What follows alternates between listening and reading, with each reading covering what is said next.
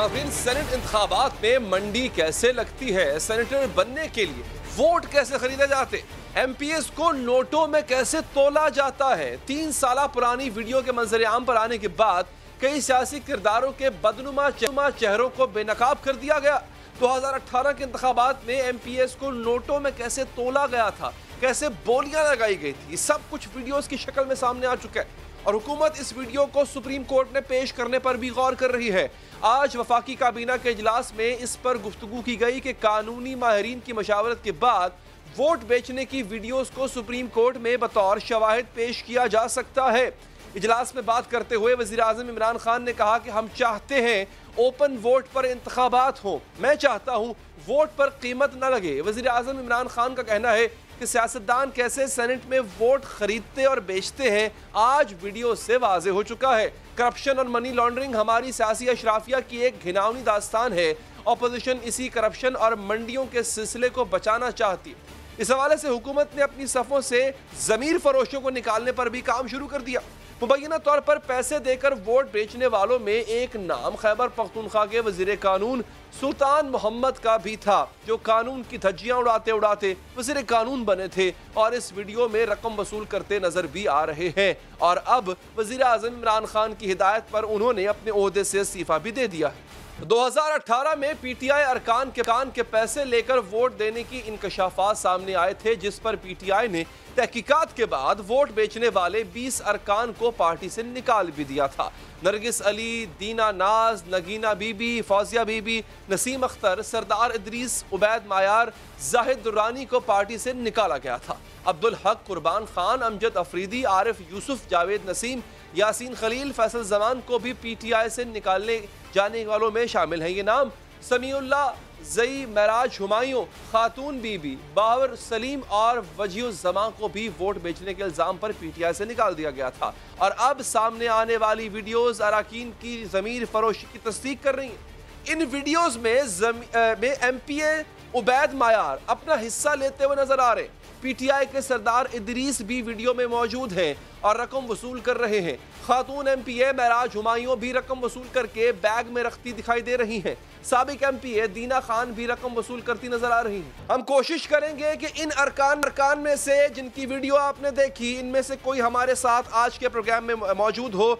सरदार इदरीस साहब से बात चल रही है, इंशाल्लाह मुझे उम्मीद है कि वो थोड़े ही लम्हों में हमारे साथ टेलीफोन लाइन पर मौजूद होंगे। उनसे पूछेंगे कि क्या पैसे लेते रहे वक्त अपना वोट क्या उन्होंने वाकई बेचा? क्या ये वाकई ही इतनी ही सादा बात है जितनी नजर आ रही है? नाज़रीन, अरकान असम्बली की ज़मीरों की ये खरीदो फरोख्त, ये मंडी 2018 के सेनेट इलेक्शन के लिए सजी गई थी, जिसमें पीटीआई के कई अरकान को नोटों के अंबार लगाकर खरीदा गया था। और अरकान असम्बली की खरीदो फरोख्त का फायदा पीपल्स पार्टी ने उठाया था, क्योंकि खैबर पख्तूनख्वा में पीपल्स पार्टी के अरकान की तादाद थी सिर्फ 6 और एक सेनेटर बनाने के लिए 18 वोट चाहिए थे। लेकिन 6 वोटों वाली पीपल्स पार्टी ने वफादारियों के सौदे कर करके 36 वोटों के साथ सेनेट की 2 नशिस्तें हासिल की थीं। रुबीना खालिद और बहरामंद पीपी के कामयाब होने वाले सेनेटर्स थे। और आज सामने आने वाली वीडियो में भी पीपल्स पार्टी के साबिक एमपीए मोहम्मद अली बाचा पीटीआई अरकान को रकम देते हुए नजर आ रहे हैं। इन्हीं इलेक्शन के हवाले से सूबाई वजीर शौकत यूसुफजई का दावा भी सामने आया है कि वोट बेचने के लिए उन्हें भी 10 करोड़ रुपए की ऑफर की गई थी। रकम की पेशकश पीपल्स पार्टी की तरफ से की गई थी।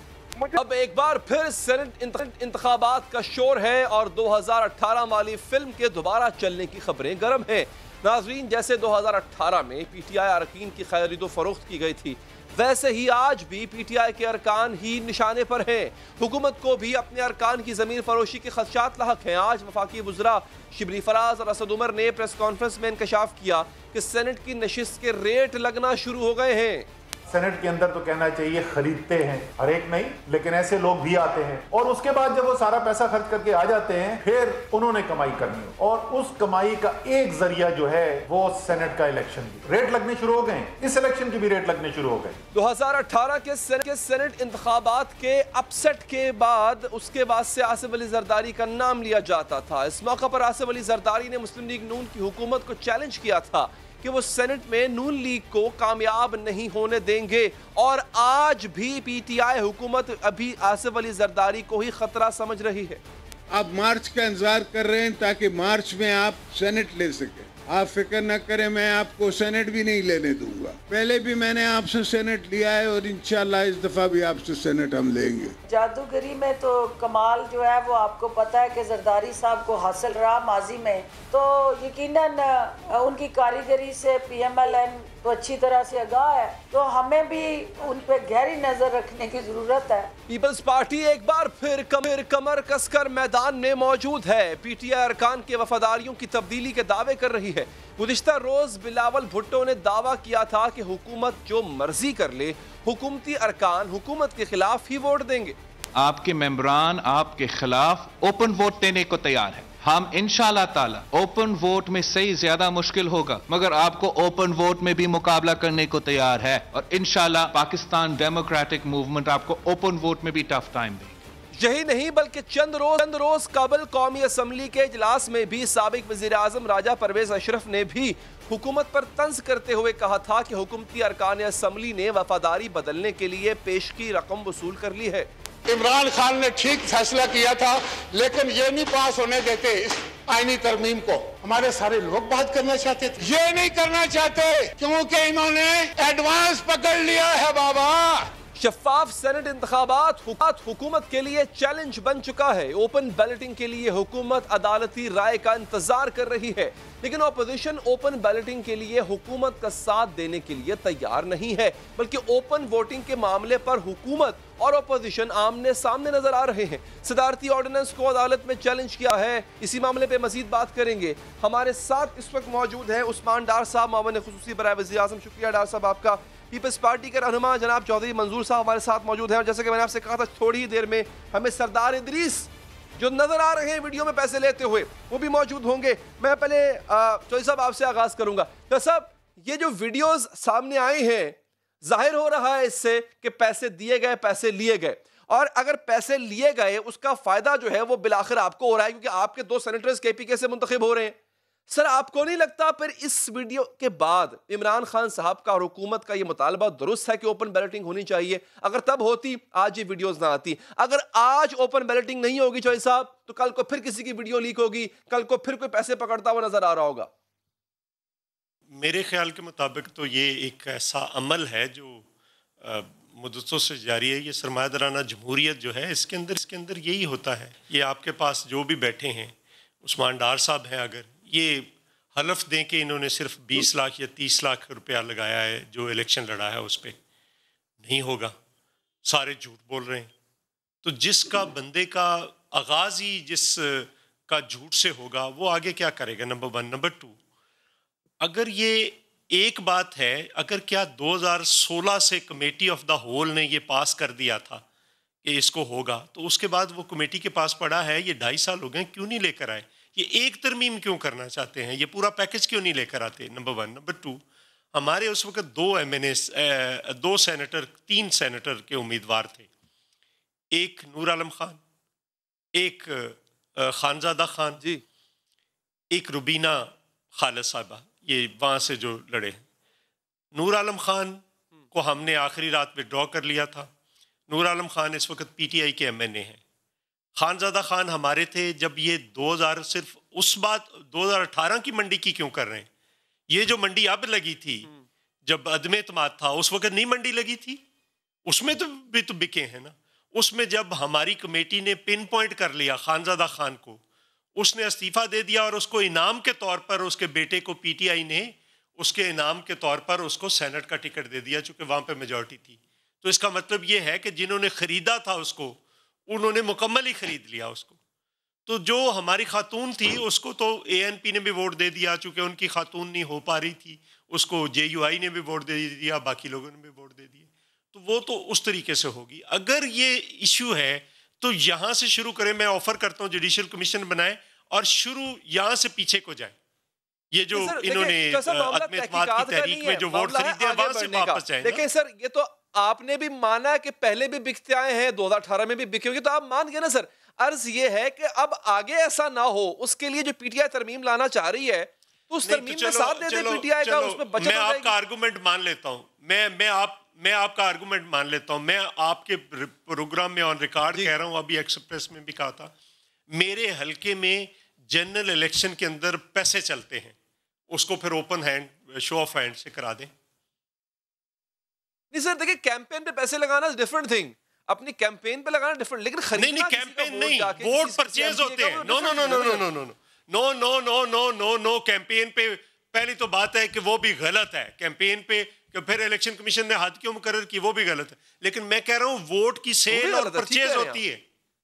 ये डार साहब कहें कि नहीं होती, ये कहीं के इनके हलके में नहीं होती, इन्होंने नहीं खरीदे, ये क्या बात साहब? सरे 10 तो फिर उसको भी ओपन बैलेट पे करा दें। सरे 10 इसको तो बचाए ना, इसको तो बचाए। के इलेक्शन में तो सबसे पहले चलो सेनेट के इलेक्शन में आखिरी धांधली कब हुई? ये जो अदम एतमाद की तहरीक थी उसमें किसने की? पीटीआई ने की। उसके खिलाफ तहकीकात करें। अच्छा शुरू करें यहां से, पीछे चले। मुझे कोई हमें सरदार इदरीस साहब ने ज्वाइन किया है, चौधरी साहब और डार साहब, सर साहब जिनकी वीडियो आई है जी, उन्होंने हमें ज्वाइन किया। सरदार साहब बहुत शुक्रिया आपके वक्त का। सरदार साहब आपकी एक वीडियो इससे पहले तस्वीर भी है, उसकी वीडियो भी है, मैं दिखा भी देता हूँ। नाज़रीन को दिखाएं जरा प्रोड्यूसर साहब। उसमें आप कुरान पे हलफ ले रहे हैं कि आपने पैसे लेके किसी को वोट नहीं दिया सर, और यहाँ पर आपकी वीडियो आ गई है, तो क्या कहेंगे इस पे आप खुद ही इल्जाम लगाते हैं, खुद ही उसका फैसला सुनाते हैं। ऐसी बात नहीं है। मैंने पहले भी ये कहा है कि मैंने वोट जो मुझे कोड दिया गया था परवेज खट्टर की तरफ से, वो मैंने उसी सेनेटर को वोट दिया है, ख्याल जमा को, और वो उस वक्त ये उसी वक्त आइडेंटिफाई वोट हो जाती है। और वो उसके बाद मैं इलेक्शन कमीशन में भी गया हूँ, मैंने वहाँ पे ये अपना एप्लीकेशन सबमिट किया, इलेक्शन कमीशन ने मुझे उस जवाब नहीं दिया। मैं गुजारिश करूंगा, इमरान खान से अपील करूंगा कि ये इलेक्शन, ये 2018 का जो ख्याल जमा का अगर लफाफा खोलेंगे तो वो जो कोड मुझे चीफ मिनिस्टर परवेज खट्टक ने जो दिया था, वो खट्टक आपको साहब अपने ही बंदे को वोट देने के लिए आपको पैसे क्यों देंगे? और वो दैट कैन बी आइडेंटिफाइड अगर वो उसको खोलें। और जो मैं समझता हूँ कि अभी जो उन्होंने ओपन बैलेटिंग के जरिए जो ऑर्डिनेंस जारी किया, उसी के तहत ये वोट, ये थैला भी खुल सकता है और उसके अंदर। नहीं सर, इसका जवाब तो आपके पास है ना सर, आप ही ने देना कि आप वो पैसे पकड़ क्यों रहे हैं कि भाई मैंने तो अपने बंदे को वोट देना है। कब पकड़ लिए हैं? किसने कहा पकड़े हुए हैं? वो कोई नहीं है, मेरा तो हुई है। अच्छा, वो फुटेज नजर आ रही है सर, आप पैसे पकड़ते हैं वहाँ पे फुटेज के अंदर? यार क्या बात करते हो आप? गौर से देखो, मेरी तस्वीर ही नहीं है वो किसी ने एडिटिंग करके वहाँ पे लगाई, तो उन्होंने खुद लगाई है तस्वीर। अच्छा, ये किसने लगाई है सर तस्वीर? अब मेरे मगर पैसे पकड़ते हुए वहाँ पे है, तो मैं ये क्या बात करते हैं आप? ये देखे ना, मेरी तो नहीं है ये। अच्छा, नहीं कि आप डिमांड करते हैं फोरेंसिक होना चाहिए इस फुटेज का? आप फोरेंसिक डिमांड कर रहे हैं इस फुटेज का, फोरेंसिक होना चाहिए? जी जी जी, ऑडिट होना चाहिए और ये वोट आइडेंटिफाई हो जाएगी। वो ऑडिट हो ना हो, लेकिन वोट आप अभी भी अगर वहाँ पे इलेक्शन कमीशन के अंदर अगर वो उसको लिफाफा खोले तो पता चल जाएगा वोट आइडेंटिफाई। अच्छा, मुझे ये बताएं सर, परवेज खट्टक साहब के कहने पे आपने किसको वोट दिया था? मैं सुबह इलेक्शन कमीशन में जा रहा हूँ, मैंने ख्याल को वोट दिया था। अच्छा ठीक है। और परवेज खट्टक साहब ने पैसे भी ऑफर किए थे साथ में? उसने कहा कि मिल गई आपकी। खट्टक साहब ने पैसे भी ऑफर किए थे सर? नहीं, परवेज खट्टक ने मुझे कोई पैसों की ऑफर नहीं की। कोई पैसों की ऑफर नहीं की? कोई पैसों की ऑफर। अच्छा, और आप ये कह रही है वीडियो टेम्पर्ड है, वीडियो जाली है? वीडियो टेम्पर्ड है। अच्छा ठीक है। और इसका मतलब ये है कि ये इसमें मौजूद शख्स आप नहीं है? ये कहीं और से मेरी तस्वीर उठा के। अच्छा, तो मुझे बताएं आप ही के लिए, आपके साथ ऐसा कौन करेगा? मतलब आपके लिए वीडियो टेम्पर करके आपको फंसाने की कोशिश कौन करेगा? मेरे बहुत ज्यादा मेहरबान है, वो उन्होंने कर दिया। अच्छा चलें, इदरीस साहब आप मुझे, जिन्होंने मेरा सारा हल्का तोड़ा है, हाँ, जिन्होंने जो मेरा जो बेस था वो तोड़ा है, जिन्होंने मेरे साथ वो किया, वो सारा उनकी ये कारस्तानी है। अच्छा चले ठीक है, बहुत बहुत शुक्रिया इदरीस साहब आपका। उस्मान डार साहब, सर ये आपके लोगों के साथ सुना ज्यादती हो रही है, उनकी वीडियो एडिट करके लगाई जा रही है? देखिए अली, अगर जहां तक वीडियो की बात है उसका तो फॉरेंसिक भी किया जा सकता है। अगर किसी को कोई शक और शुबह है कि कोई वीडियो ऐसा जो सामने आई है, मंजरे आम पे आई है, अगर वो जाली है या उसमें कोई ऐसा उसे जिस तरह ये कह रहे हैं कि इनकी फोटोशॉप की गई है पिक्चर्स, तो ये सारी चीज़ें चेक हो सकती हैं।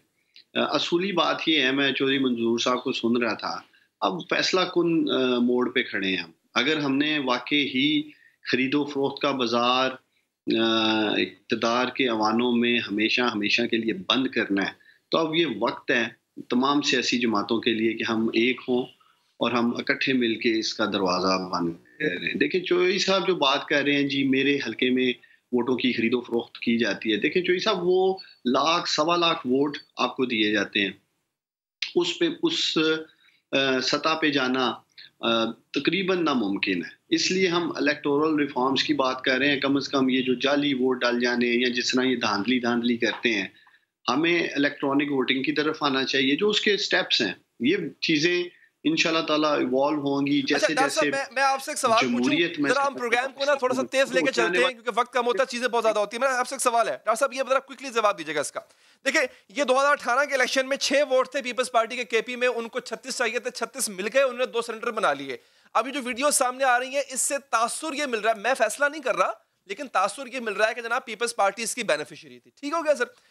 यही हाल अदम एतमाद की तहरीक में आपके साथ हुआ। 14 वोट आपके नहीं थे, ठीक है, 14 सेनेटर आपके नहीं थे, मगर आपको उन सेनेटर्स के वोट मिल गए। सर अगर तब खरीदो फरोख्त हुई थी तो जब आपकी अदम एतमाद की तहरीक वाला मामला था, तो सर अगर 14 सेनेटर आपके पास आ गए, सारे तो ज़मीर की आवाज सुन के नहीं आए होंगे ना सर, पैसा तो फिर वहां भी चला होगा। अली, मेरा इन्हें मासूमाना सवाल ये है कि 14 सेनेटर्स बिके या जो लंच करने गए वापस नहीं आए, डबल स्टैंप कर दी जाती है। क्या इन्होंने उनके खिलाफ कोई एक्शन किया? हमने 20 MPs निकाले, पाकिस्तान तरीके इंसाफ ने 20 MPs अपनी पार्टी से निकाले। पाकिस्तान की तारीख में कोई ऐसी जमात नहीं जिसने MPs निकाले हो इस तरह ज़मीर फरोशी पे। इन्हें पूछने वाली बात है, इन्होंने सेनेटर्स के साथ क्या किया है। मैं अभी मीडिया पे देख रहा था, हमारे खैबर पख्तूनख्वा के वज़ीर कानून उन्हें हटा दिया गया है इसी कह लें कॉन्टेक्स्ट में। ये जो आपने क्या किया था उन 14 के साथ, ये तो बता देना पहले। अगर प्राइम मिनिस्टर इमरान खान ऐसे दलेराना फैसले कर सकते हैं, अपने सिटिंग लॉ मिनिस्टर को हटा सकते हैं, अपनी पार्टी के 20 MPs फारिग कर सकते हैं, तो इनसे पूछें 14 जो इनके सेनेटर्स जिन्होंने ज़मीर फरोशी की, पार्टी से गद्दारी की, क्या किया इन्होंने उनके साथ? क्यों नहीं इन्होंने निकाला उन्हें? वो तो मैं पूछूंगा, पहले आप बताएं डॉक्टर साहब, आपने क्या किया था उनके साथ कि वो उनकी मोहब्बत सारी आपकी तरफ जो है वो आके उमड़ गई और गिर गए, माइल हो गए? आपने क्या किया था, आप तो बता दें। देखें, लोगों की अपनी पार्टीज के अंदर भी लीडरशिप के साथ असूली मौक़िफ़ पे भी लड़ाई होती है लोगों की। जो इनके सेनेटर्स थे जिन्होंने इनको वोट नहीं डाले, ये जरूरी नहीं उन्होंने ज़मीर फरोशी की होगी। यहाँ तो कोई ऐसी वीडियो मंजरे आम पे आई हो ना, हम तो देख रहे हैं 20 सेनेटर थे, आप देख रही है किस तरह से हो सकता है उन्होंने भी ज़मीर की आवाज सुनी हो। कर रखा है, ये तो वीडियो एक सबूत के तौर पे मौजूद है। जो इनके 40 सेनेटर्स 14 सेनेटर्स की जो बात की जाती है जी, देखिए ये फिलहाल जिस तरह की वीडियो सामने आ रही है पकड़ते हुए, ये ज़मीर की आवाज नहीं है। दो बातें कहना चाहता हूं। अच्छा चले चौधरी साहब, आप मुकम्मल रखिए, डॉक्टर साहब बिल्कुल ठीक है। चले चौधरी साहब आप इस पे जवाब दें सर। देखिए अली हैदर, इनका प्रॉब्लम ये है कि इनको कुछ सियासी नॉलेज नहीं होता। मतलब मैं सजेशंस पेश करता हूँ। एक ये हो सकता है कि आप बराह रास्त सेनेट का इलेक्शन करवा लें, जिस तरह से अमेरिका के अंदर होता है, हलकों के अंदर हर जगह पे। दूसरा तरीका ये है कि आप जो पार्टी जितने वोट लेती है उसी रिप्रेजेंटेशन से वो ले आए। इनके पास तो कोई प्लान ही नहीं है ना, ये ऐसे बैठकर बढ़के मार रहे हैं। तीसरी बात ये है कि देखिए, मैं ये कह रहा हूँ कि हमने ये कहते हैं ना कि आपने क्या तहकीकात की, ये अपनी बात नहीं करेंगे कि सबसे आखिरी धांधली इन्होंने की है। सेनेट के अंदर 14 लोगों को खरीदा है हमने, 2 लोगों पे हमने पाकिस्तान पीपल्स पार्टी वो वाहिद पार्टी है जिसने कमेटी बनाई, कमेटी बनाकर उस पर तहकीकात हुई। हमें 2 पे शक था, लेकिन फिर एक को हमने पिन पॉइंट कर लिया जिसका नाम खानजादा खान था KPK से, और उसने जरदारी साहब ने उसका नाम ले दिया एक इंटरव्यू में। उसने उसके फौरी बाद इस्तीफा दे दिया और उसको इनाम के तौर पर उसके बेटे को इन्होंने सेनेटर बना दिया। ये कहीं तो कि ये ऐसा नहीं का क्या सर, ये तो एक है ना, ये कौन सी अखलाकियात की बात कर रहे हैं? ये नहीं अली हैदर, ये कौन सी अखलाकियात की बात कर रहे हैं? हाँ, सेनेट के जो चेयरमैन का इलेक्शन है वो ओपन बैलेट से कर दें, उस पर मुझे कोई एतराज नहीं, लेकिन बाकी हल्के के लोगों को फैसला करने दें कि वो किसको सेनेटर चुनना चाहता है या किसको नहीं चुनना चाहता, ताकि ये बंद हो। इनके पास तो कोई प्लान नहीं है। अगर 2018 में ये आए, एक मिनट अली हैदर, एक मिनट, मैं सवाल मैं एक बात कर रहा हूं, 2018 से आए हैं, वो हटके है। नहीं 2018 से आए हैं, कोई तहकीकात की है 2018 से आए हैं, कोई तहकीकात की है इन्होंने? कोई तहकीकाती कमीशन बनाया है? कोई आइन के अंदर या कानून के अंदर कोई अमेंडमेंट लेकर आए हैं? किसी पार्टी के सामने रखा है? 2016 में committee of the whole senate पूरे ने ये तजवीज़ की थी और उसके बाद पड़ा रहा है। आज तक किसी ने उस पर कानून साजी की है? नहीं की। ये अपने लोगों को सवाल है। पहली बात तो ये खुद पैसे सवाल जो पहला वाला सवाल था ना सर, उसका जवाब तशना लब रह गया। 14 लोग थे जिन्होंने दगा किया। आपने कहा कि हमने एक को मिसाल बनाया, बाकी 13 का क्या हुआ कुछ नहीं पता। एक बात। दूसरी बात सर, अब अगला जो मेरा सवाल है असल वो साको सबाक से हटके है। भूल जाए कोई तरमीम होने जा रही है, भूल जाए कोई ऑर्डिनेंस आने जा रहा है, भूल जाए सब कुछ। सर क्या चौधरी मंजूर को नहीं लगता कि अगर ओपन बैलेटिंग हो तो हॉर्स ट्रेडिंग खत्म हो जाएगी? हॉर्स ट्रेडिंग नहीं होगी, जान छूट जाएगी। सर ये अपने ईमान से बताइएगा, साको सबाक हटा दें। एक चीज पे फंस गए हैं अली हैदर, एक मिनट, मैं मुझसे जवाब लें। अब क्यों मैं आपको 2 हल पहले पेश किए हैं, आपको वो नहीं समझ आते कि वो ज्यादा फेयर है, इससे भी ज्यादा फेयर है डायरेक्ट इलेक्शन? एक मिनट बात सुन ले ना, बात सुन ले आप क्यों एक चीज पे अटक जाते हैं? जो गवर्नमेंट की कैंपेन है उसको ही लेकर आगे बढ़ना है। मैंने आपको कहा है, अब मेरी बात सुन ले, अमेरिका में डायरेक्ट इलेक्शन होता है। एक मिनट आप बात सुन ले ना, आप बात सुन ले, ऐसे नहीं करते ना जी। अमेरिका में सेनेट का डायरेक्ट इलेक्शन होता है? नहीं होता। दुनिया के अंदर प्रोपोर्शनेट होता है पे जो पार्टी जितने वोट लेगी उस पे सेनेटर बनता है कि नहीं बनता? उससे बंद नहीं होता, उससे ये रास्ता बंद नहीं होता। एक दूसरी बात, इन्होंने कौन सी तहकीकात की है? आखिरी धांधली तो इन्होंने की है। और ये जो आज कह रहे हैं कि जो चैंपियन बने हुए, आखिरी धांधली किसने की है? इन्होंने की है। उस पर कोई बात नहीं है। ये पैकेज पूरा लेकर आते, अगर इनकी नीयत होती, 2018 में आए थे, पूरा पैकेज लेकर आते इलेक्शन रिफॉर्म्स का, तो उस पर सारी पार्टियां बैठने के लिए तैयार थी। अब जब सर पे आया है, डर क्या है कि कौमी असम्बली के अंदर इनको पूरे वोट नहीं मिलेंगे, इनके मेंबरान नाराज हैं, वो हम खरीदे ना भी या कोई बेचे ना भी, लेकिन अगर वो वोट ना डालें, जो अभी ये आर्गूमेंट दे रहे थे वो इनके साथ होने वाला है, वो वोट ना डालें, खाली छोड़ाए, तो उसके बाद इनके पास वजीर आजम को कहा जाएगा 172 वोट नहीं लेते तो आप एतमाद खो चुके हैं, आप एतमाद का वोट लें। ये खौफ है, इसलिए ये इतना चिल्ला रहे हैं, इसलिए ये इतना तमाशा बना रहे हैं। ये खौफ है असल में। चलें, ठीक है सर, बिल्कुल। डॉक्टर साहब इसका जवाब दें। असल में सर मैंने ये बात इसलिए बार बार तकरार इस बात की इसलिए की, फिर दोबारा कल कोई वीडियोस आ जाएंगी जो पहले 2018 में आई थी ना, और 2021 में वीडियो जो बनेगी वो फिर दोबारा 2023-24 में नजर आ जाएगी हमें। डॉक्टर साहब इस पे रिस्पांस दीजिए जी। अब हमें ये तय करना है कि आया हमने वाकई ये खरीदो फरोख्त का बाजार बंद करना है कि नहीं करना। आज कोई जस्टिफिकेशन ना मैं समझता हूँ हुकूमत की तरफ से, ना अपोजिशन की तरफ से आनी चाहिए माजी के हवाले से। हमें फ्यूचर में देखना है, हमें मुस्तकबिल में देखना है, आने वाला जो सेनेट इलेक्शन है मार्च में, उसका सदेबाब करना है ताकि ये ज़मीर फरोशी का बाजार हमेशा के लिए बंद किया जाए। कमीशन बने, इस पे जुडिशल कमीशन बने और सारी तहकीकात हो। आप मुझे बताएं कि एक नहल शख्स को रातों रात पार्टी का सदर बनाने के लिए 24 घंटे जैसा जज कोई क्रेडिबल जज बने, और आर्मी चीफ की एक्सटेंशन में जो जबरदस्त अमेंडमेंट की गई पार्लियामेंट, पार्टीज मुतफिक थी, वो अगर ये सब कुछ हो सकता है तो क्यों नहीं सेनेट की जमीर फरोशी का बाजार बंद करने के लिए हम एक पेज पे आ सकते तमाम सियासी जमातें। चलिए ठीक है, बहुत बहुत शुक्रिया डॉक्टर साहब, आपके वक्त का बहुत शुक्रिया। चौधरी साहब आपने वक्त दिया, आपका भी बहुत बहुत शुक्रिया। नाज़रीन, अब जिन पर इल्जाम है कि वो सेनेट के वोट खरीद रहे थे 2018 में, उन्हीं के जरा सूबे की बात कर लेते हैं कि उनके सूबे में जहां पर उनकी हुक्मरानी है वहां पर क्या गुल खिलाए जा रहे थे। मुल्क में गंदम का बहरान हुआ, इसकी किल्लत बढ़ी, कीमत बढ़ी, आवाम महंगी खरीदने पर मजबूर हुई। हुकूमत की जानिब से बार बार इल्ज़ाम लगाए गए कि सिंध हुकूमत गंदम रिलीज नहीं कर रही है, जिसकी वजह से बहरान पैदा हो रहा है। कभी सिंध हुकूमत के गोदामों से गंदम गायब होने की खबरें आई, कभी 15 अरब रुपए की गंदम चोरी होने का स्कैंडल सामने आया, लेकिन अब सिंध हुकूमत से गंदम का एक और बड़ा स्कैंडल सामने आ गया है। अंग्रेजी के मोतबर अखबार रोजाना डॉन ने रिपोर्ट किया है कि सिंध हुकूमत आटा मिलों को जो 32,000 टन गंदम जारी कर रही है, वो 6 साल पुराने स्टॉक से जारी कर रही है। वो स्टॉक जारी कर रही है जो इंसानों के इस्तेमाल के लिए इस काबिल ही नहीं है कि इंसान उसको इस्तेमाल कर पाए। रोजाना डॉन के मुताबिक गंदम का यह स्टॉक 2012 से लेकर 2017 के दरमियान का है। सिंध के महकमा खुराक ने 2 फरवरी को दफातर के साथ साथ खतो किताबत की थी और इसमें भी लिखा था कि ये गंदम इंसानों के इस्तेमाल के काबिल नहीं है। सिंध हुकूमत खुराक ने फैसला किया है कि गंदम की मिकदार सूबे के 6 खित्तों में भेजी जाएगी, जिनमें कराची, लाड़काना, कंबर शहदाद, कोट, शिकारपुर, जैकबाबाद और कश्मीर शामिल। 32,000 टन में से तकरीबन 17,000 टन गंदम तो सिर्फ कराची भेजी जाएगी।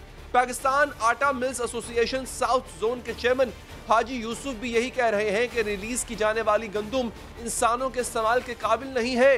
ये खबर आते ही सिंध समेत पूरे पाकिस्तान में तशवीश की लहर दौड़ गई है। वज़ीर इत्तलात शिबली फराज भी यही कह रहे हैं कि पहले गंदम बर वक्त रिलीज न करके आवाम को महंगा आटा खरीदने पर मजबूर किया गया और अब सिंध हुकूमत 6 साल पुरानी गंदम सिंध के आवाम को दे रही है। जो सिंध हुकूमत 6 साल पुरानी गंदम कराची के अवाम को, सिंध के अवाम को दे रही है, रिलीज कर रही है। सिंध हुकूमत ने गंदम बर वक्त रिलीज न करके न सिर्फ पाकिस्तान में जो गंदम की सप्लाई है उसमें तातुल पैदा किया, बल्कि सिंध के अवाम को, बिलखुसूस कराची के अवाम को महंगा आटा खरीदने पे मजबूर किया। सिर्फ गंदम के हवाले से गुज़िश्ता 3 साल में सिंध हुकूमत के कई स्कैंडल सामने आ चुके हैं। 26 मई 2019 को रोजनामा डॉन ने रिपोर्ट किया कि गंदम के 25 लाख थैले सिंध हुकूमत के वेयर हाउसेस से गायब हो गए हैं। फिर 8 सितंबर 2019 को ECC मीटिंग में इंकशाफ हुआ कि 8 लाख टन गंदम में से 3 लाख टन गंदम तो चूहे खा गए हैं। ये खबर एक्सप्रेस ट्रिब्यून ने रिपोर्ट की। फिर 2 मई 2020 को रोजनामा द न्यूज में खबर छपी कि सिंध महकमा खुराक के खिलाफ 15 अरब रुपए गंदम चोरी स्कैंडल में नैब ने 10 अरब की गंदम बरामद कर ली है। 6 नवंबर 2020 को नैब ने गंदम चोरी स्कैंडल में डिप्टी डायरेक्टर फूड सिंध को उनके घर से गिरफ्तार कर लिया। इस साल 2 जनवरी को अदालत ने गंदम स्कैंडल में सिंध महकमा खुराक के अफसरान समेत 9 अफराद पर फर्द जुर्म आयद की। सिंध में इन तमाम स्कैंडल्स के होते हुए भी आज बिलावल भुट्टो वफाकी हुकूमत को जिम्मेदार ठहराते नजर आए। हमारा किसान सरापा एहतजाज है, हमारा हारी सरापा एहतजाज है। ये नालायक हुकूमत अपना पाकिस्तानी किसान के फसल तो खरीदता नहीं है, वो बाहर से मंगवा रहा है और नुकसान आप उठा रहे हो। नुकसान हमारा गरीब किसान उठा रहा है। बिलावल भुट्टो को शिकवा है कि वफाकी हुकूमत अपने किसान से फसल नहीं खरीदती। दूसरी जानिब खुद सिंध हुकूमत ने 2018-19 में गंदम खरीद ही नहीं थी, ये कहकर के इसके पास तो पहले ही वाफिर स्टॉक मौजूद है। और खबर यह भी है कि उस वक्त सक्खर के तमाम सरकारी गोदामों से गंदम गायब हो चुकी। सक्खर में तमाम 6 सरकारी गोदामों पर ताले पड़ गए हैं। फरवरी के पहले महीने तक 8 लाख बोरियों का स्टॉक खत्म हो चुका है और पहली बार ऐसा हुआ है कि सरकारी गोदाम एक साथ खाली हुए हो। गंदम अभी हमारे इस फरवरी के फर्स्ट वीक में सक्खर डिस्ट्रिक्ट के जो भी अवेलेबल स्टॉक्स थे वो एज पर गवर्नमेंट पॉलिसी वो हमने इशू कर दी है और इस वक्त हमारे गोदाम जो हैं वो लोकल हमारा स्टॉक कंज्यूम हो चुका है। आखिर ये सब कहानी क्या है? एक जानिब सरकारी गोदामों में रखी 3 लाख टन गंदम चूहे खा जाते और दूसरी जानिब आटा मिलों को 6 साल पुराना स्टॉक बेच दिया जाता है। कभी गंदम 6-6 साल तक फरोख्त नहीं की जाती और कभी फरवरी में ही तमाम सरकारी गोदाम खाली हो जाते। इसका जवाब सिंध हुकूमत को, सिंध के हुक्मरानों को देना पड़ेगा। एक वक्फा लेते हैं नाज़रीन, के बाद गुफ्तगू को आगे बढ़ाएंगे। हमारी जो इकोनॉमी है उसमें जो लार्ज स्केल मैन्युफैक्चरिंग है वो भी बढ़ गई है। ओवरऑल इकोनॉमी है, हमारी रेमिटेंसेस बढ़ी हैं, जो एक्सपोर्ट्स हैं वो बढ़ी हैं, टैक्स कलेक्शन है वो भी बेहतर हुई है। करंट अकाउंट डेफिसिट तो उसको हम तकरीबन 0 पे ले आए हैं। हमने बेहतरीन तरीके से अपनी मईशत को वेंटिलेटर से बचाया है। इस हुकूमत ने मुश्किल फैसले करके जो मईशत है उसमें इस्तेहकाम भी लाया है। नाज़रीन, यकीनन बरामदात में मुसलसल इजाफा हो रहा है, यकीनन सनती पैदावार बढ़ी है, यकीनन तरसीलात ज़र में भी बेहतरी आई है, यकीनन माशी तरक्की मनफी 0.4 से निकलकर 2.1% के हदफ की तरफ बढ़ रही है। लेकिन फिर भी ये सूरत हाल अच्छी नहीं है। फिर भी इस माशी सूरत हाल पर हुकूमत का खुशियां मनाना जायज नहीं, क्योंकि हम खित्ते में सबसे पीछे हैं। हुकूमत के पूरे जोर के बावजूद हम अभी तक पूरे जनूबी एशिया की सबसे सुस्त रफ्तार मईशत हैं। भारत और बांग्लादेश से मुकाबला छोड़े, श्रीलंका की मईशत भी पाकिस्तान से 2 गुनी रफ्तार से आगे बढ़ रही है। एशियाई तरक्याती बैंक ने बताया है कि रवा माली साल पाकिस्तानी मईशत की तरक्की की शरह 2% रहेगी, जो खित्ते में सबसे कम होगी, क्योंकि 2021 में जनूबी एशिया की मजमूई शरह नमू यानी ग्रोथ रेट 7.1% रहने की तवक्को है। और अगर हम भारत की 8%, बांग्लादेश की 6.8% और श्रीलंका की 4.1% की मुतवक्के माशी तरक्की के साथ मवाजना करें तो पाकिस्तान बहुत पीछे नजर आता है। हुकूमत की खुशियां फीकी महसूस होती है। पाकिस्तानी हुकूमत ने रवा माली साल में शरह नमू का हदफ 2.1 मुकर्रर किया हुआ है, जबकि स्टेट बैंक का कहना है कि अगर मईशत की सूरत हाल बेहतरीन रही तो तरक्की की शरह 2.5 तक जा सकेगी। यानी जिस माशी सूरत हाल को बेहतरीन और आइडियल समझा जा रहा है, इसका खित्ते के किसी भी मुल्क के साथ कोई मुकाबला नहीं है। हुकूमत खुशियां मना रही है। सनती पैदावार में 7.4% इजाफा हुआ है, इसीलिए बरामदात में भी मुसलसल इजाफा हुआ है और ये इजाफा भी वैल्यू एडेड मसनूआत की हद तक ही हुआ है, जिनमें अद्वियात, टेक्सटाइल और प्लास्टिक की मसनूआत शामिल है। जबकि नॉन वैल्यू मसनूआत जैसे मकई, खाम चमड़ा, गोश्त और कॉटन की बरामदात में नुमाया कमी हुई है। हुकूमत की तरफ से बरामदात का हुजूम 14 अरब से बढ़ चढ़कर जो है उसका ऐलान किया जाता है कि 14 अरब से बढ़ गया, लेकिन यह नहीं बताया जाता कि दरामदात बरामदात से भी ज्यादा बढ़ चुकी हैं। इस वक्त दरामदी बिल 29 अरब 20 करोड़ डॉलर्स तक चला गया है। इसके नतीजे में तिजारती खसारा यानी करंट अकाउंट डेफिसिट गुज़िश्ता साल के मुकाबले में 8% बढ़ चुका है, जो कि 15 अरब डॉलर्स बनता है। यानी यही नहीं बल्कि बजट खसारा भी 1400 अरब रुपए को छू रहा है। हुकूमत ये नहीं बताती कि 2020 में महंगाई की शरह 10.2% रही है और रवा बरस मामूली बेहतरी के साथ महंगाई की शरह 8.8% रहने का इम्कान। और सबसे परेशान कुल बात यह है कि बेरोजगारी का इजाफा, जिसकी शरह 4.5% से बढ़कर रवा बरस 5.1% होने का खदशा है। गुज़िश्ता माली साल में मुल्क में बेरोजगार अफराद की तादाद 58 लाख थी, जबकि रवा माली साल में ये तादाद 66,50,000 तक बढ़ने का अंदेशा है। तमाम परेशान कुन अशारियों के बाद हुकूमत आवाम को मईशत में बेहतरी की नवीद क्यों सुना रही है, बात करेंगे हमारे मईशत फरूख सलीम साहब से। फरूख साहब, बहुत शुक्रिया आपके वक्त का। सर, आपको क्या लगता है कि ये जो 2% की ग्रोथ रेट है in comparison with other countries in our region, क्या ये सेटिस्फैक्टरी है?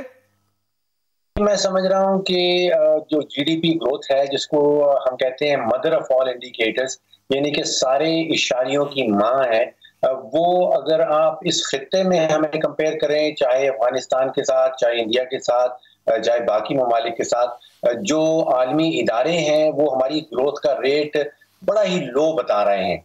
यानी कि कोई 1.5% या 2% के करीब, जबकि इंडिया का बताया जा रहा है कि शायद वो 8-9% पे चला जाए, मलेशिया 7% पे है, अफगानिस्तान की ग्रोथ आ रही है। ये जब तक हम ग्रोथ रेट 6 या 7% पे नहीं जाते, उस वक्त तक जो हम 10 से 11 लाख इजाफी लोग हमारी लेबर फोर्स में शामिल हो रहे हैं, उनको रोजगार नहीं मुहैया कर पाएंगे। तो फ्यूचर जो है कोविड के बाद का वो कोई इतना मस्बत, कोई इतना पॉजिटिव नजर नहीं आ रहा। और उसकी एक बड़ी वजह तो है, मेरा ख्याल है कि सियासत और मईशत में जो एक गहरा गठजोड़ है, यानी कि अगर अगर सियासी गैर इस्तेहकाम, अदम इस्तेहकाम रहे मुल्क के अंदर, तो फिर मईशत जो है, माशी पॉलिसी जो है, उनकी सिमत जो है वो पॉजिटिव नहीं हो पाती।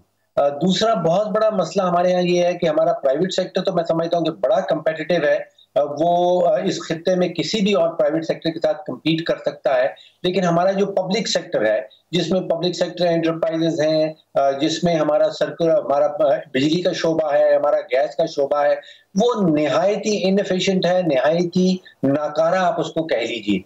उसका जो बर्डन है, उसका जो बोझ है, वो प्राइवेट सेक्टर को उठाना पड़ता है, जिसकी शक्ल में फिर बिजली महंगी मिलती है, गैस महंगी मिलती है, जो टैक्सेस का बोझ है वो ज्यादा है। तो हम compete नहीं कर पाते इंडिया के एक्सपोर्टर्स के साथ, या चाइना के एक्सपोर्टर्स के साथ, या बांग्लादेश के एक्सपोर्टर्स के साथ। तो यहाँ पे जो हमें दुरुस्तगी करनी है, जो इस्लाहात लानी है, वो लानी है पब्लिक सेक्टर में। प्राइवेट सेक्टर में समझता हूँ कि बड़ा एफिशिएंट है इस मुल्क का। अच्छा, ये जो प्रोजेक्शन की जा रही है 2% की, अगेन मैं उस पर आऊंगा, इसमें सर हमारे खित्ते में बाकी ममालिक तो इससे कहीं ज्यादा है। मतलब वो श्रीलंका को देख लें, उसकी जो है वो प्रोजेक्शन तकरीबन 7% की गई है, हालांकि उसने 5.5% का रिसेशन देखा है। उसके बाद वो ऊपर आ रहा है, 7% पे ऊपर आ रहा है। इंडिया 8% पे ऊपर आ रहा है, बांग्लादेश 5.6 या 5% पे ऊपर आ रहा है। उसके मुकाबले में हमारा 2% पे ऊपर आना, यानी रिकवर करना after Covid, is it satisfactory, या फिर हम यूं कह सकते हैं कि जब बाकी इतने ज्यादा जा रहे हैं और ये ओवरऑल वर्ल्ड इकोनॉमी 7.1% पे ऊपर जा रही है आफ्टर कोविड रिकवरी जो इसकी है, तो हमारी 2% कुछ काफी कम नहीं है क्या? जी, मैं समझता हूँ बहुत ही अनसेटिस्फैक्टरी है, बिल्कुल ही कोई सेटिस्फैक्टरी लेवल पे नहीं है। इससे बड़ा नुकसान होगा। देखिए, इस वक्त अगर कोई भी मुल्क किसी चीज में इन्वेस्ट करना चाहता है और बेहतरीन इन्वेस्टमेंट है वैक्सीन के अंदर, यानी कि आप वैक्सीन के अंदर मुल्की वसाइल लगाएं, अपनी आबादी को प्रोटेक्शन दें और अपना जो इकोनॉमिक का इंजन है उसको दोबारा से शुरू कर लें। लेकिन आप अंदाजा कीजिए कि पाकिस्तान की हुकूमत ने एक फूटी कौड़ी भी इन्वेस्ट नहीं की है वैक्सीन के अंदर। हम बैठे हैं, इंतजार कर रहे हैं खैरात का कि कहीं चीन से आ जाए, कहीं किसी और मुल्क से हमें खैरात मिल जाए और फिर हम वैक्सीन लगा पाए। अब आप सोचिए कि इजराइल में तकरीबन 60 से 62% आबादी जो है उसको इजराइल की हुकूमत ने ऑलरेडी टीके लगा दिए हैं, वैक्सीनेशन हो चुकी है। यूएई के अंदर ऑलरेडी 30-35% आबादी को वैक्सीनेशन हो चुकी है। और हमारे यहाँ तो भी हमें एक पहला तोहफा मिला है चीन की तरफ से, कोई 5 लाख डोजेज हैं। इसका मतलब यह है कि 0.1% आबादी को भी वो कवर नहीं कर पाएगा। तो हमारी हुकूमत जो है वो इस अंदाज में सोच ही नहीं रही। मुझे लगता है ऐसे है, महसूस ऐसे होता है कि शायद मुकम्मल तौर पे सियासत में इन्वॉल्व हैं दोनों तरफ के जो पार्टीज हैं, हमारी ऑपोजिशन भी और हमारी हुकूमत भी। ये दो पहिए हैं हमारी जमहूरियत के, जिन्होंने मुल्क को और मुल्क की मईशत को आगे लेके बढ़ना है। ये दोनों ही आप समझिए कि अब वो जो जमहूरी इख्तलाफ है उससे तो कहीं आगे मामला चला गया है। यहाँ पे इंतकामी सियासत शुरू हो गई है और माशी मफाद या माशी पॉलिसी के ऊपर कतन किसी तरफ ना अपोजिशन का कोई गौर खौस है, ना हुकूमत कोई पॉलिसी बना पा रही है। हमारे कंपैरेटर्स जो हैं वो बांग्लादेश को देख लें, इंडिया को देख लें, उनका जो रिकवरी रेट है, पोस्ट कोरोना जो उनका रिकवर रेट है वो अच्छा है। मतलब किसी का 5 से ऊपर है, किसी का 7 से ऊपर है, चाइना का 9 है। तो हमें अपने रीजन के कम से कम कम्पीट में नहीं कह सकता, लेकिन कम से कम उनके करीब पहुंचने के लिए हमें कौन कौन से अशारिये बेहतर करना पड़ेंगे। फिलहाल जो अशारिया मदद दे रहा है वो है लार्ज स्केल मैन्युफैक्चरिंग का, सिर्फ उसने मदद दी है हमें 2% पे लाने के लिए। मजीद आगे जाने के लिए और कौन कौन से सेक्टर्स को बेहतर करना होगा? देखिए, जब पहली वेव थी कोविड की तो हमारा एग्रीकल्चर सेक्टर जो है वो बड़ा अच्छा परफॉर्म कर रहा था, लेकिन अब जो दूसरी वेव के दौरान खदशा इस चीज का है कि बहुत भारी बोझ पड़ जाएगा हमारे ज़खायर के ऊपर, जिसमें हमें बहुत सारी कपास भी इंपोर्ट करनी पड़ेगी। जो टारगेट हमने रखा है तकरीबन 12 मिलियन बेल्स का है। कहा यह जा रहा है कि 6 से 7 मिलियन बेल से ज्यादा पाकिस्तान में इस साल प्रोडक्शन नहीं होगी। फिर गंदम इंपोर्ट करनी है, चीनी इंपोर्ट करनी है, कहीं 3 से 4 बिलियन डॉलर का खर्चा जो है वो इंपोर्ट बिल के ऊपर मुझे लग रहा है कि आएगा। जीडीपी ग्रोथ का आपने जिक्र किया, इसके साथ जो इन्फ्लेशन रेट है वो भी अगर आप इस खित्ते में कंपेयर कर लें तो बाकी मुल्कों का तकरीबन सबका हमसे जो है वो नीचे है।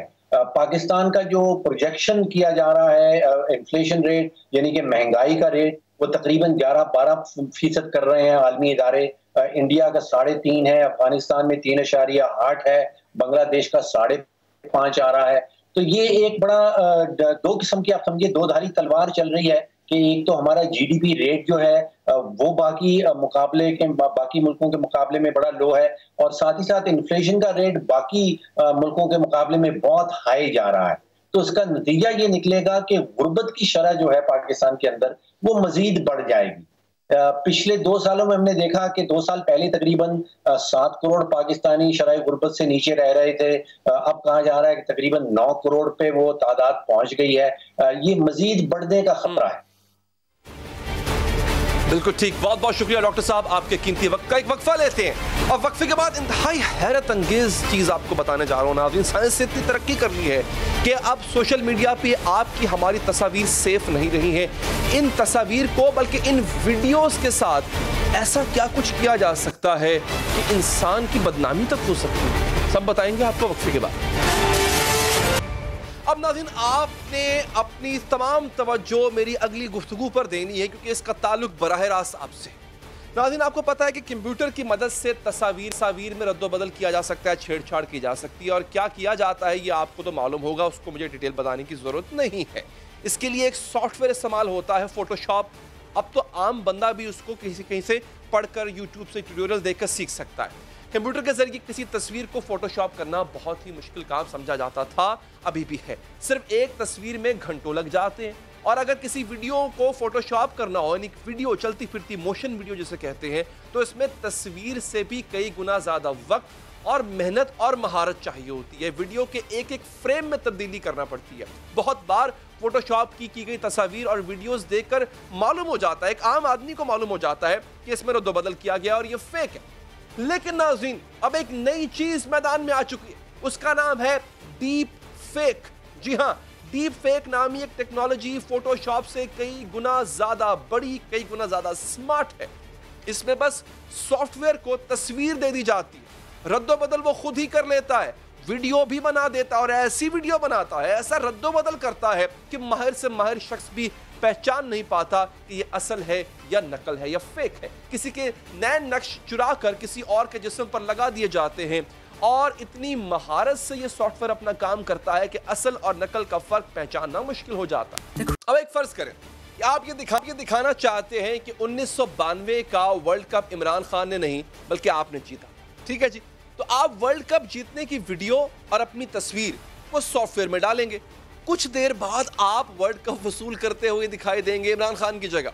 लेकिन इस टेक्नोलॉजी का इस्तेमाल करते हुए खवातीन की बरहना वीडियोस बनाई जा रही हैं। ये सबसे अहम काम है और इन्हें इंटरनेट पर शेयर किया जा रहा है। एक रिपोर्ट के मुताबिक अब तक 1 लाख खवातीन की बरहना वीडियोस बनाई जा चुकी हैं। यमन नशियाती इदारे डोशे वेले ने एक रिपोर्ट का हवाला देते हुए कहा है कि खवातीन की 1 लाख से ज्यादा डीप फेक बरहना तस्वीर शेयर की गई हैं। डीप फेक सॉफ्टवेयर की मदद से चंद ही क्लिक्स एक आम तस्वीर को बरहना तस्वीर में तब्दील कर देता है। इस टेक्नोलॉजी को सियासी मकासद के लिए भी इस्तेमाल किया जा सकता है। किसी सियासतदान का ऐसा वीडियो बना भी सामने लाया जा सकता है जो इसने दिया ही ना हो। जैसे भी थोड़ी देर पहले आपको याद होगा मेरे प्रोग्राम के शुरू में सरदार इदरीस साहब कह रहे थे कि पैसे लेते हुए वीडियो उनकी नहीं है, किसी ने एडिट करके लगा दी है। You never know. ओबामा की एक ऐसी डीप फेक वीडियो सामने आ चुकी है, साबिक सदर ओबामा की बात कर रहा हूँ, जिसमें वो ट्रंप के बारे में नामुनासिब कलमात कह रहे हैं। देखिए, लेकिन नाज़रीन ये भी एक हकीकत है कि डीप फेक टेक्नोलॉजी का शिकार सियासतदान कम और खवातीन ज्यादा बन रही हैं। इन्हें मालूम भी नहीं होता, लेकिन उनकी सोशल मीडिया पर प्रोफाइल से तस्वीर को उठाकर, चुराकर, वीडियोस बनाकर अपलोड कर दी जाती। नाज़रीन, इस वजह से गलत रवैये जन्म ले रहे हैं, गलत फहमियां जन्म ले रही हैं। एक तहकीक के मुताबिक अगर 100 वीडियोस बनाई जाती हैं तो इनमें से 96 खवातीन की फहश वीडियोस होती हैं, पॉर्न वीडियोस। इसी वजह से खवातीन की इज्जत और उनकी जिंदगियां दांव पर लग चुकी हैं।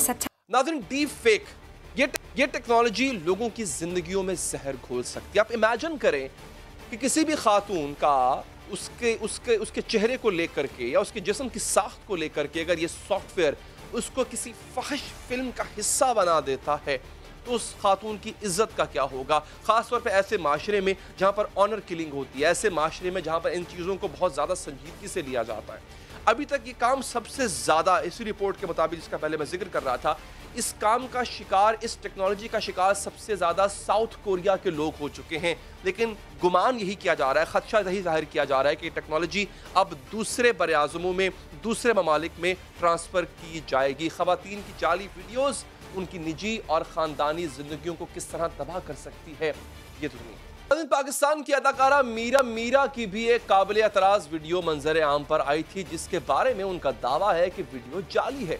इस मौक़िफ़ के बाद इम्कान जाहिर किया जा सकता है, हो सकता है कि अदा मीरा की जो बात वो कर रही थी वो शायद सही हो, वो वाकई डीप फेक टेक्नोलॉजी की मदद से उनका चेहरा बदल कर ऐसी वीडियो लगाई गई हो।